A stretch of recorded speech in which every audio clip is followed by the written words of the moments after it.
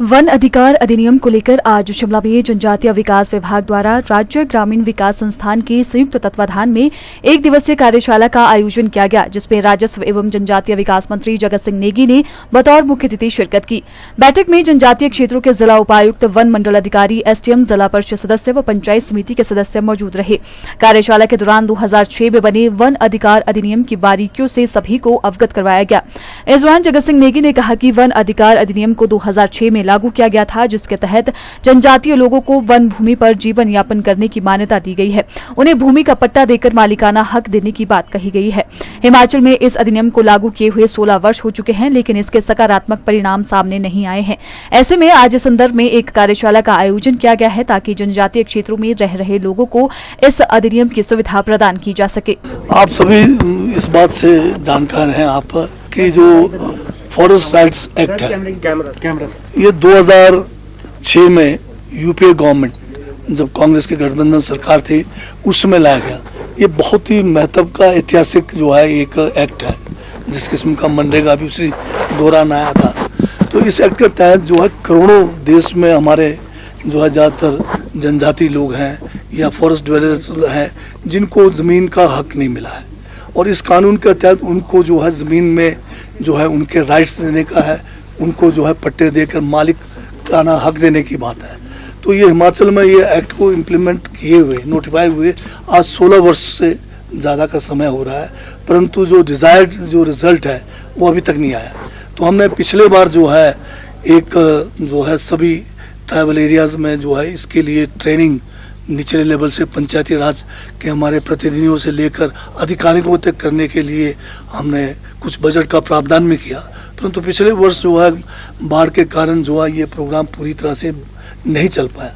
तो इस बार हमने इसको जो है दोबारा से जो है एक मुहिम के तौर पे शुरू किया है, और आज जो हमने यहाँ पर एक वर्कशॉप टाइप का बुलाया है, जिसमें हमने डिस्ट्रिक्ट लेवल के जो हमारे डिप्टी कमिश्नर्स हैं और जो हमारे सब डिवीज़न लेवल पे हमारे एसडीओ सिविल जो एसडीएम के चार्ज भी होते हैं, और इसके जो मेंबर्स हैं जिला परिषद और पंचायत समिति के, और हमारे फॉरेस्ट डिपार्टमेंट के अधिकारी हैं, इन सबको यहाँ बुलाकर आज हमने इस कानून की जो बारीकियाँ हैं, जिसको लेकर अधिकारी भी जो है अपने जो है इसमें दखल मतलब क्या कहते हैं इसमें फैसला नहीं ले पा रहे थे, तो उस कानून की बारीकियों को इनको बता दिया गया है। और आज साथ में हमने ये भी बताया है कि जब तक कम से कम 1 साल के अंदर जब तक डिज़ायर रिजल्ट हमें नहीं मिलेंगे, हमारे डिप्टी कमिश्नर जो है जनजातीय क्षेत्रों से ट्रांसफ़र नहीं होंगे, सब डिविजनल लेवल के जितने अधिकारी हैं ये भी नहीं जाएंगे, क्योंकि जनजातीय क्षेत्रों में सिर्फ जाके टाइम जो है निकाल के आना ही नहीं है, बल्कि उनको वहाँ पर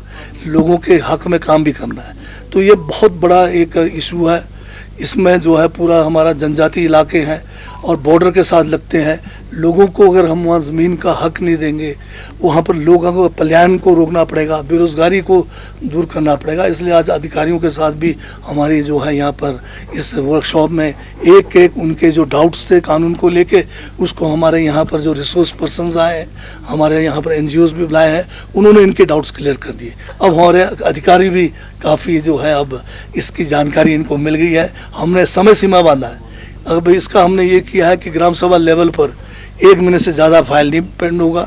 उसके बाद सब डिविजन लेवल का जो कमेटी है, जिसमें एसडीएम्स को जो है पावर है, वो वैसे एसडीओ सिविल का उनके पास डेजिग्नेशन है, और ये भी 1 महीने रखेंगे।